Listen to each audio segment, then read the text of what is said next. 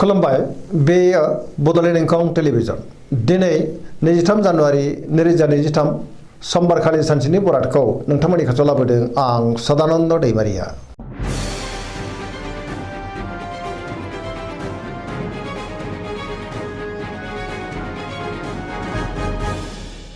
सिगां फरायनो लादों मेष राशि गिबि हांखो अ ल दिनैनि साना जोबोर मोजां गियाननि आंखाल जानाय नङा गोथों आरो गोग्गो साननो रोंगोन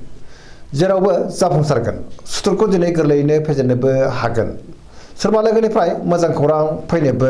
हागौ गोबां मोजां खाबु मोननोबो हागौ मावनो लानाय खामानिखौ थि समावनो आरो गोरलैयैनो मावफुंनो हागोन सिगांनि बबेबा आद्रा खामानियाबो दिनै मावफुंजानो हागौ गोसोआव दिनै जोबोर रमान्टिक साननाय फैगोन बहानिफ्रायबा मोजां खौरां मोनगोन आरो सोरजोंबा बाख्नायजानो हागौ रांखावरियाव मोजां अब्लाबो नाथाय खरसायाबो बांगोन बेफार फालांगियाव मोजां होनजायो नखराव बिसि फिसायनि गेजेराव अननानै फैगोन बिमा बिफानिफ्राय अननाय आरो बोरखौ मोननो हागौ गुबुननि गोसोखौबो गोरलैयैनो बोनो हागोन गोसोनि बोलोआबो बांगोन समाजाव दिनै बयजोंबो मान होजागोन सेंग्रा सिख्लाफ्रा जोबोर रमान्टिक जागोन आरो गोसोनि साननायखौ फोरमायलायनोबो हागोन पजिटिभ एनार्जिनि गोहोम गोग्लैनोबो हागौ। वृष राशि गिबि हांखो इ उ ब दिनैनि साना जोबोर मोजां गोसोखौ दिनै जोबोर गोजोननाय मोनगोन गोसोनि बोलोआबो बांनो हागौ मावनो लानाय खामानिखौ थि समावनो आरो गोरलैयैनो मावफुंनो हानानै गोसोआ दिनै बांसिन गोजोनगोन गुबुननिफ्राय मोजां खौरां फैनोबो हागौ गोसोआव गोग्गो आरो गोथों साननाय फैगोन रांखावरियाव मोजां होनजायो गोबां धोन आरजिनोबो हागोन बेफार फालांगियावबो दिनै जोबोर मोजां मुलाम्फा मोनगोन नखराव बिसि फिसायनि गेजेराव अननानै फैगोन बिदा फंबायजों दिनै मोजां सोमोन्दो थागोन देहाया मोजाङै थागोन अब्लाबो नाथाय जानाय लोंनायाव सांग्रां जायोब्ला गाहाम गुबुननिफ्राय थोजासे हेफाजाब मोननो हागौ सिगांनि बबेबा आद्रा खामानियाबो दिनै मावफुंजानो हागौ गोसोनि साननायफ्रा दिनै मोगथाङाव जाफुंगोन पजिटिभ एनार्जिनि गोहोम गोग्लैगोन धोरोमारि बिथिङावबो गोसो दुंखांनो हागौ। मिथुन राशि गिबि हांखो क स दिनैनि साना मोजां आरो गाज्रिनि गेजेरजों बाबेनलांगोन गोथों आरो गोग्गो साननो रोंनाय नङा गियाननि आंखाल जानोबो हागौ गोसोआव नेगेटिभ साननाय फैनोबो हागौ मोनफ्रोमबो बिथिङाव गोनो गोथो जानो हागौ गोसोखौ दिनै जोबोर गुलाय गुजाय मोनगोन गियाननि आंखाल जानोबो हागौ देहाया बारा मोजां थानाय नङा गोबां रोखोमनि देहायारि जेंनाजों मोगा मोगि जानोबो हागौ रांखावरियाव मोजां अब्लाबो नाथाय खरसायाबो बांनो हागौ बेफार फालांगियाव मोजां होनजायो समाजाव मान मोनगोन गोसोनि बोलोआ लोरबांबो जानो हागौ मावनो लानाय खामानिखौ मावफुंनो हायोब्लाबो माबा नङा माबा मोनसे गोरोन्थिबो जालांनो हागौ सोरजोंबा रायखोमा जानोबो हागौ गुबुनजों मोजां सोमोन्दो लाखिनो गोब्राब जागोन नेगेटिभ एनार्जिनि गोहोम गोग्लैनो हागौ अब्लाबो नाथाय धोरोमारि बिथिङाव गोसो दुंखांनोबो हागौ। कर्कट राशि गिबि हांखो ड ह दिनैनि साना मोजां आरो गाज्रिनि गेजेरजों बाबेनलांगोन गोसोखौ दिनै जोबोर गुलाय गुजाय मोननो हागौ गुबुननि थाखाय नाङा फाङा जेंनायाव गोग्लैनांनोबो हागौ सांग्रां जानाया गाहाम बहाबा हान्थिनो एबा दावबायनो खाबु मोनगोन आरो मोजाङैनो हान्थिनोबो हागोन नाथाय अब्लाबो गोसोआव नेगेटिभ साननायबो फैनो हागौ मावनो लानाय खामानिखौ मावफुंनायाव माबा नङा माबा मोनसे गोरोन्थि जालांनो हागौ रांखावरियाव मोजां अब्लाबो नाथाय खरसायाबो बांगोन बेफार फालांगियाव मोजां होनजायो समाजाव लोगो लेवा बांनो हागौ देहाया दिनै मोजाङैनो थागोन नखराव अननानै फैगोन गुबुननि थाखाय नाङा फाङा जेंनायाव गोग्लैनांनोबो हागौ फरायसाफ्रा दिनै फरायनायाव गोसो दुंखांगोन आरो मोजां फिथाइ मोनगोन अब्लाबो नाथाय नेगेटिभ एनार्जिनि गोहोमबो गोग्लैनो हागौ।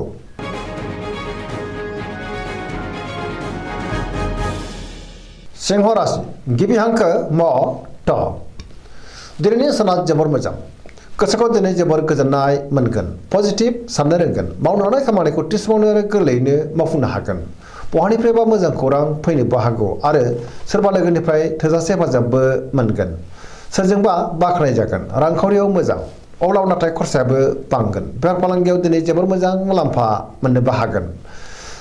लाइमोनफ्रा गावबा गावनि गोसोनि साननायखौ फोरमायलायनो हागोन नखराव अननानै फैगोन समाजावबो दिनै मान मोननो हागौ गुबुननि गोसोखौ गोरलैयैनो बोनोबो हागोन देहायाबो दिनै मोजाङैनो थागोन बयजोंबो गोरोबनो रोंगोन गुबुननि थाखाय गोबां मोजां खामानि मावनानै होनोबो हागोन गोसोआ दिनै जोबोर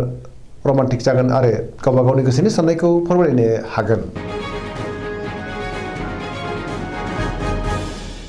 कन्या राशि गिबि हांखो फ ट दिनैनि साना जोबोर मोजां बयजोंबो मोजां सोमोन्दो लाखिनोबो रोंगोन गोसोआव दिनै पजिटिभ साननाय फैगोन गोथों आरो गोग्गो साननो रोंगोन गियाननि आंखाल जानाय नङा। देहाया दिनै मोजाङैनो थागोन रांखावरियाव मोजां अब्लाबो नाथाय खरसायाबो बांगोन बेफार फालांगियाव मोजां होनजायो। गुबुननि थाखाय गोबां मोजां खामानि मावनानै होनोबो हागोन सोरबा लोगोजों बाख्नाय जानो हागौ गोथों आरो गोग्गो साननो रोंगोन गियाननि आंखाल जानाय नङा। पजिटिभ एनार्जिनि गोहोम गोग्लैनो हागौ लाइमोनफोरा दिनै जोबोर रमान्टिक जागोन आरो गोसोनि साननायखौ फोरमायलायनोबो हागोन।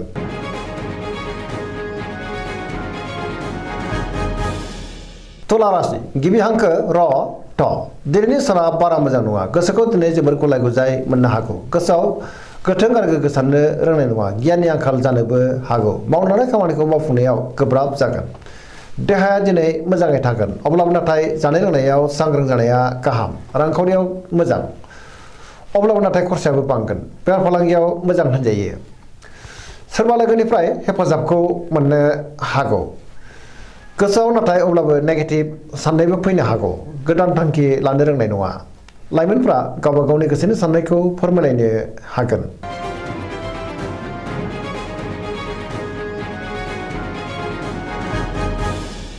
वृश्चिक राशि गिबि हांखो न स दिनैनि साना मोजां आरो गाज्रिनि गेजेरजों बाबेनलांनो हागौ गुबुननि थाखाय नाङा फाङा जेंनायाव गोग्लैनांनोबो हागौ समाजाव मान मोनगोन अब्लाबो नाथाय नेगेटिभ एनार्जिनिबो गोहोम गोग्लैनो हागौ सांग्रां जानाया गाहाम। सोरबा लोगोजों बाख्नाय जानोबो हागौ मावलांनाय खामानिखौ मावफुंनायाव माबा नङा माबा मोनसे गोरोन्थि जालांनो हागौ गुबुननिफ्राय हेफाजाब मोनगोन गोसोनि साननायफ्रा नाथाय अब्लाबो देबोर नांनो हागौ गोसोनि बोलोआबो लोरबांबो जानो हागौ समाजाव मान मोनगोन नखराव बिसि फिसायनि गेजेराव अननानै फैगोन रांखावरियाव मोजां अब्लाबो नाथाय खरसायाबो बांगोन बेफार फालांगियाव मोजां होनजायो। देहाया मोजाङैनो थागोन गुबुननिफ्राय हेफाजाब मोननो हागौ फरायसाफ्रा दिनै फरायनायाव गोसो दुंखांगोन आरो मोजां फिथाइ मोननोबो हागोन लाइमोनफ्रा दिनै जोबोर रमान्टिक जागोन आरो गोसोनि साननायखौ फोरमायलायनोबो हागोन।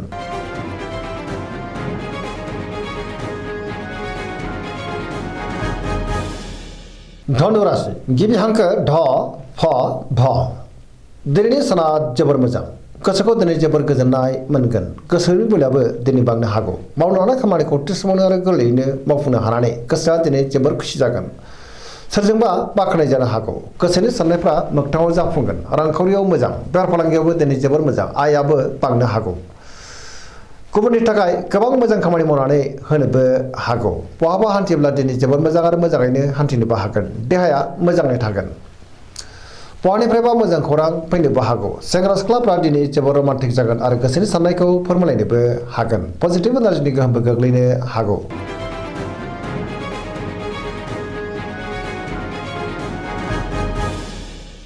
मकर राशि गिबि हांखो ख ज दिनैनि साना जोबोर मोजां गोसोआव गोथों आरो गोग्गो साननाय फैगोन मावनो हानाय खामानिखौबो थि समावनो आरो गोरलैयैनो मावफुंनो हागोन रांखावरियाव मोजां अब्लाबो नाथाय खरसायाबो बांगोन बेफार फालांगियाव मोजां होनजायो। नखराव बिसि फिसायनि गेजेराव अननानै फैगोन सोरजोंबा बाख्नाय जानोबो हागौ गोदान खामानियाव दिनै आखाइ होजेननो हागोन गुबुननि थाखाय गोबां मोजां खामानि मावनानै होनोबो हागोन सेंग्रा सिख्लाफ्रा गावबा गावनि गोसोनि साननायखौ फोरमायलायनो हागोन आरो गोसोआ दिनै जोबोर खुसि जागोन।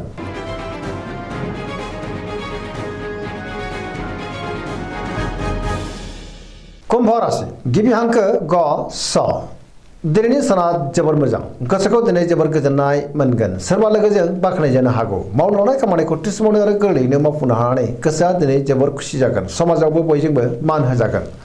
गोबां मुंदांखा सुबुंजों दिनै लोगो मोनज्लायनोबो हागौ रांखावरियाव मोजां बेफार फालांगियावबो मोजां होनजायो।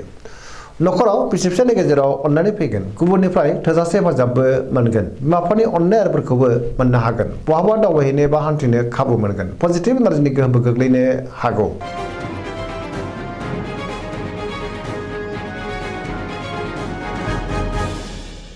मीन राशि गिबि हांखो ड स दिनैनि साना जोबोर मोजां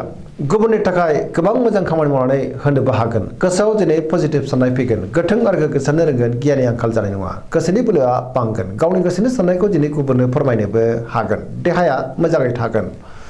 रांखावरियाव मोजां अब्लाबो नाथाय खरसायाबो बांनो हागौ बेफार फालांगियाव मोजां होनजायो न'खराव बिसि फिसायनि गेजेराव अननानै फैगोन सोरजोंबा बाख्नाय जागोन लाइमोनफोरनि गोसोआ दिनै जोबोर रमान्टिक जागोन आरो गावबा गावनि गोसोनि साननायखौ फोरमायनोबो हागोन गुबुननि थाखाय गोबां मोजां खामानि मावनानै होनोबो हागोन फरायसाफ्रा फरायनायाव गोसो दुंखांगोन आरो मोजां फिथाइ मोनगोन धोरोमारि बिथिङावबो गोसो दुंखांनो हागौ पजिटिभ एनार्जिनि गोहोम गोग्लैगोन सरासनस्रायै दिनैनि साना जोबोर मोजां आरो मोजाङैनो बारग'लांगोन दिनैनि राशि फरायनाया एसेनोसै जोबनायाव बेखौनो खावलायो जाहाथे नोंथांमोना सानफ्रोमबो